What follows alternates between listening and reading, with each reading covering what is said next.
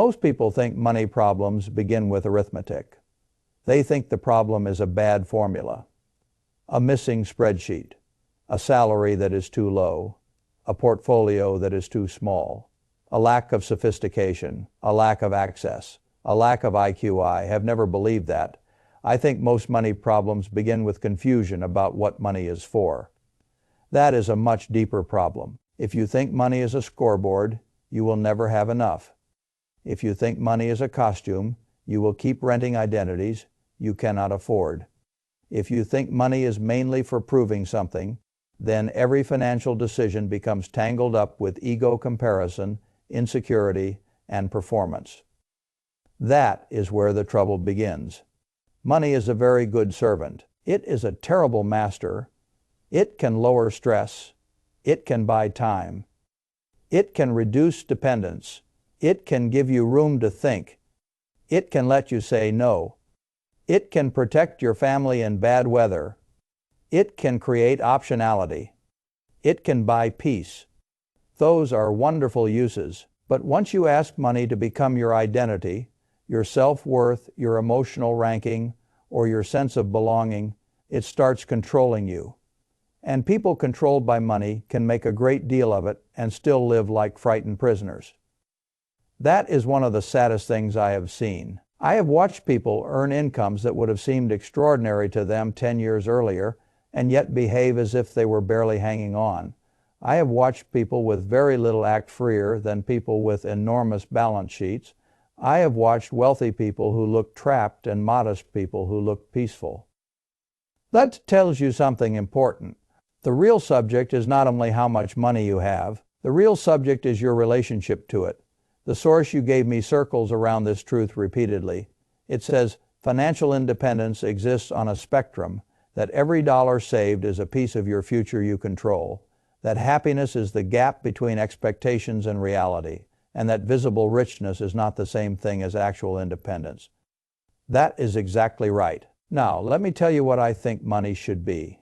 Money should be a tool for independence. That is not a glamorous answer. Good. Glamour is usually where people get into trouble. I do not want money because I need applause. I do not want money so that strangers can be impressed. I do not want money so that I can keep score against people whose values I do not even respect. I want money because I like autonomy. I like waking up and doing what makes sense instead of what desperation requires. I like knowing that if the world becomes foolish, I can be patient. I like having enough cushion that I do not need to sell my judgment to survive the month. That is wealth. Not the car, not the house, not the restaurant bill, not the vacation photo, not the visible theater. Freedom, that is what I have always wanted from money. And the funny thing is that once you understand that, a great many financial questions become easier. The first thing that changes is how you think about saving. Most people have been taught to think of saving as delayed gratification. They hear that phrase and they imagine a joyless exchange. You deny yourself something fun today so you can maybe enjoy something bigger tomorrow. That is not wrong exactly, but it is incomplete. It misses the deepest emotional reason to save. Saving is not only about a future purchase. Saving is about current independence. The source says this beautifully when it explains that every dollar saved is a piece of your future you own. A little more comfort when you get laid off, when your car breaks down, when a medical emergency appears, when some disruption arrives that you did not schedule. That is the right way to see it. If I save $100, I have not merely postponed pleasure. I have purchased $100 of less fear, $100 of less dependence, $100 of more room. That room has value right now, not just later. It changes how you sleep tonight. It changes how you think tomorrow. It changes how fragile. A lot of people ask, what is the point of saving $20 from each paycheck if it is not enough to make me rich? That question sounds practical. It is actually philosophical. It assumes that unless the amount transforms your status entirely, the amount does not matter. That is foolish. Independence is not black and white. It is not filthy rich or nothing. It is a spectrum. And every dollar you save moves you, even if only slightly, toward greater control. That is exactly what the source argues. It pushes back against the idea that if a person cannot save massive amounts, then saving is meaningless. Instead, it says each small amount creates marginally more comfort and future control. That is a powerful idea because it makes saving emotionally rational for ordinary people. The problem with most financial messaging is that it accidentally flatters extremes. Either you are building immense wealth or you are wasting your time. Either you are crushing it or you are failing. Either you are a millionaire or your $20 does not count. Nonsense. The person who saves $20 is doing something very important. He is changing his identity from someone who consumes everything to someone who retains some claim on the future. That is not trivial. That is the start of everything. A small habit repeated long enough becomes structure. Structure matters more than motivation. Motivation is a fair weather friend. Structure survives ugly months. Structure survives disappointment. Structure survives stress. This is why I have always preferred automatic saving to heroic saving. The source says the same thing in practical terms, describing savings as a real expense, like rent or food, and urging that it be automated whenever possible. Exactly, if saving depends on your mood, it will fail the moment life becomes inconvenient. Life becomes inconvenient on schedule. So the money should move before you have the chance to negotiate with yourself. That is wisdom. You do not need to be dramatic. You need to be repeatable. Now, let me discuss the thing that ruins more financial lives than lack of intelligence ever has. Expectation. I think expectation is one of the most underappreciated forces in all of finance. People assume they are unhappy because the number is too small. Sometimes that is true. Sometimes the number is genuinely too small for the needs of life. But often the misery comes from a different place. The misery comes from the gap between what they have and what they think they are supposed to have. The source says it plainly, all happiness is the gap between expectations and reality. And the wider the gap, the more miserable a person will feel. That is one of the deepest truths in the whole subject. Because once you understand that, you stop assuming every financial pain is solved by earning more. A lot of financial pain is caused by standards that spiral out of control. A person rents an apartment that is a little too nice because he thinks that is where he should be. He dresses beyond his budget because that is how he imagines a successful person should look. He travels in ways he cannot afford because that is the life he believes he should already have. He eats out too much, upgrades too early, finances too casually, and then wonders why he never has enough left to save. The source describes exactly this trap, saying that many people spend too much over many years because they are chasing who they think they should be, rather than living at the level they can honestly afford. That is not a small insight.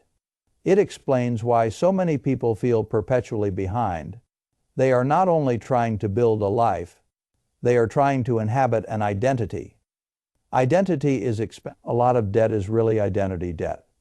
A lot of overspending is really insecurity with a receipt. A lot of financial stress is really expectation mismatch, wearing the costume of bad luck. Again, I am not denying that luck matters. It does. Housing costs can be brutal. Medical bills can be brutal. Children are expensive. Recessions happen. Jobs disappear. The source is careful to acknowledge that empathy matters and that many people truly are facing tougher conditions than previous generations in things like home ownership and retirement pressure. That empathy is important. Financial life is not fair, but empathy should not blind us to the other side of the equation. A great many people are struggling not only because life got expensive, but because their expectations kept climbing in lockstep with every little bit of progress. That is a killer. You earn more. Now more feels necessary. You upgrade something. Now the upgrade becomes normal. You hit a target. The target dissolves. Then you chase the next one. This is the moving goalpost problem. The source invokes this directly. drawing on the idea that one of the hardest financial skills is getting the goalpost to stop moving exactly. If the goalpost never stops moving, then no amount of progress will feel like security. It will feel like maintenance. A person who lives this way can become financially larger and emotionally poorer at the same time. He has more, he feels less. That is the curse of endless comparison, and the world now has built an entire industry around keeping that comparison alive. Social media is not a neutral tool in money. It is an expectation amplifier. The source hints at this in a smaller way when it talks about the social algorithm and using outside signals as your yardstick. That is exactly right. A lot of people no longer judge their life against their own values. They judge it against a feed, against strangers, against edited lives, against stage success, against people who may be drowning in debt and still look expensive online. If you do that long enough, your appetite gets hijacked. The mind begins to treat visibility as reality. It begins to treat other people's display as evidence that your own ordinary life is failure. That is poison. It is not financial analysis. It is emotional contagion. I have no interest in living that way. I want my financial standards to come from my actual needs, my actual values, and my actual idea of a good life, not from what strangers are renting on the internet. Now let us talk about debt. Debt is one of those subjects people either moralize too much or excuse too easily. I try to do neither. Debt can be sensible. A productive mortgage can be sensible. A business loan used carefully can be sensible. Temporary leverage in a sound structure can be sensible. But a lot of consumer debt is not productive. It is emotional. It exists because a person wants to feel now what he has not yet earned the capacity to sustain. The source says this very clearly in one of its best lines: every dollar of debt is a piece of your future that somebody else owns. That is exactly how I see it. Debt for identity is one of the most expensive drugs in the world. It gives immediate relief. It gives immediate symbolism. It gives immediate status. But the claim it creates on your future can outlast the feeling by years. A person walks into a store, buys things he does not need with money he does not have, and for a brief moment he feels improved. Then the statement arrives: now he has not only spent, he has surrendered part of his future labor. The source even includes a confession of this pattern, acknowledging hidden credit card debt and purchases made out of outsized expectations rather than affordability. That honesty is useful because it shows how common the behavior is exactly. There is no shame in noticing the trap. The shame would be in refusing to see it. A bad purchase is not only about the object, it is about the aftertaste. And debt has a long aftertaste. People underestimate how emotionally corrosive that is. A nice meal bought with cash may be indulgent. A nice meal bought with revolving debt is indulgence plus future pressure. That second layer is what ruins lives. It steals room. It steals sleep. It steals the ability to absorb the next bad surprise. This is why I think a lot of financial life comes down to one simple objective: keep room. Keep room in the budget. Keep room in your fixed costs. Keep room in your identity. Keep room in your expectations. Keep room in your mind. Because room is what allows wisdom to survive contact with reality. Without room, everything gets harder. A broken transmission becomes catastrophic. A layoff becomes terror. A medical bill becomes a moral crisis. A market decline becomes unbearable. A conflict at work becomes imprisoning. The source gets at this when it says, what are the odds that at least one serious disruption happens in your life? Job loss, divorce, illness, wayward children, recession. It answers essentially 100%. And when that day comes, the savings you have will be more valuable than almost anything else you own, of course. That is adulthood. The world is uncertain. It always has been. The wise person does not pretend certainty exists. He prices uncertainty into his life. He builds a reserve. He saves before he feels rich enough to save. He leaves margin. He understands that one of the highest uses of money is not display but shock absorption. This is where independence becomes such an important word. The source uses that word beautifully. It says the speaker always viewed every dollar saved as a dollar of future independence purchased today, and that independence, not visible luxury, is the real flex. Yes, independence is the flex. The world tells you the flex is the car. The world tells you the flex is the watch. The world tells you the flex is the neighborhood. I think that is childish. The flex is being hard to corner. The flex is not being owned by your next paycheck. The flex is being able to wait. The flex is being able to turn down a bad deal. The flex is being able to walk away from foolishness because you are not financially desperate. That is real power, and it does not always require a vast fortune. The source makes another subtle point I admire. It says you can have very little money and still feel a form of pure independence, while you can be enormously rich and still be completely beholden to other people, their opinions, their demands, and their desires. That is profoundly true. There are billionaires with less independence than a modest person with low needs and a quiet life. If your expenses are enormous, your ego is hungry, your image is high, maintenance, and your life requires endless approval, you can be fabulously rich and psychologically captive. I do not admire that. I admire enough. Enough is one of the hardest ideas in money because the culture around money treats enough as surrender. I think enough is wisdom. Enough does not mean no ambition. It means ambition with boundaries. It means understanding that you can want progress without letting progress consume your peace. It means refusing to let every gain become a new necessity. It means recognizing when more has begun to function as a stimulant rather than a support. The source says this in several ways, often by returning to contentment, lower material needs, and the power of desiring less rather than endlessly requiring more to feel okay. That is exactly right. If one person needs $10,000 a month to feel okay, and another needs $1,000 to feel okay, his savings go farther emotionally. His expectations are less tyrannical. His gap is easier to manage. That matters enormously. People are always trying to get richer. They would do well to ask whether they can become easier to satisfy. That is not anti-ambition. It is anti-misery. Now, let me say something about income. People fixate on earning more. That is natural.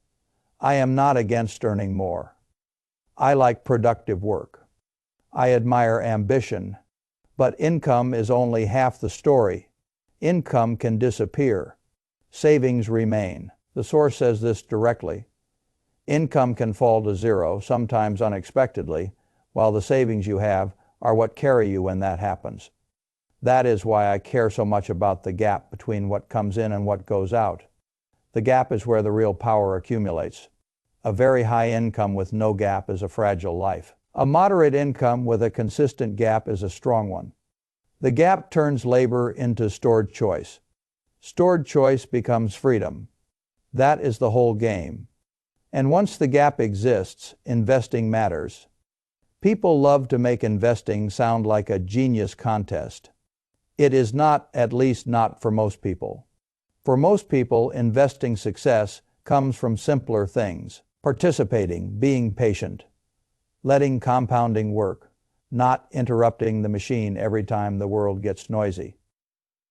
The source says extraordinary patience matters more than extraordinary returns, and that an average investor with above average discipline over a long time can do extraordinarily well. That is a fantastic sentence. It cuts through so much nonsense. You do not need to be brilliant. You need to endure. You need a plan simple enough to stick with.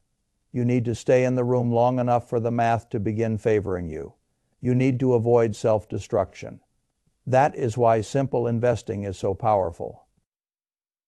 A simple plan has a better chance of surviving your moods. A complicated plan flatters the intellect and then often collapses under human weakness. I have always preferred plans that ordinary discipline can actually sustain. That is where the money usually is, not in dazzling strategy, in consistency. Now, one more distinction matters greatly: the difference between being rich and being wealthy. The source describes this usefully.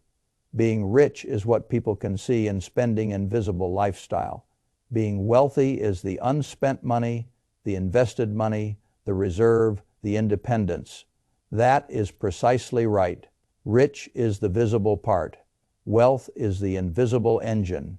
Rich gets attention. Wealth gives options. Rich can be leased. Wealth has to be built. Richness is often theater.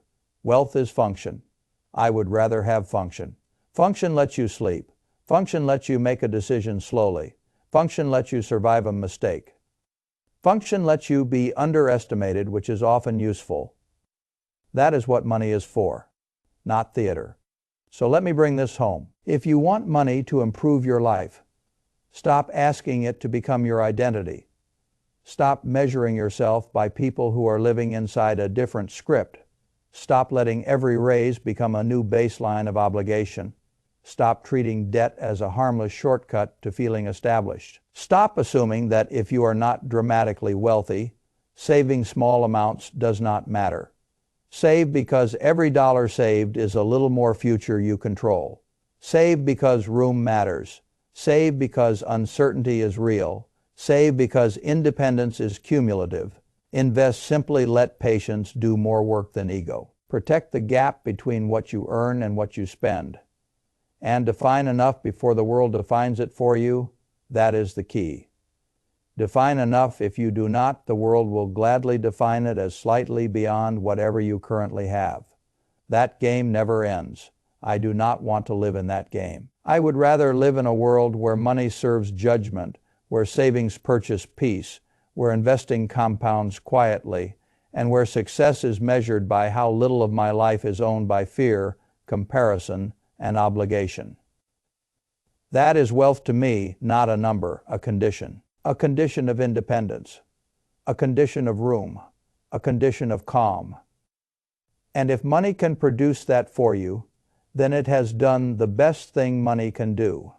It has made you less owned by the opinions of others, less owned by the need to prove yourself, less owned by bills, less owned by emergencies, less owned by appetite, less owned by panic. That is the return I would want. That is the return I think matters. Everything else is just noise.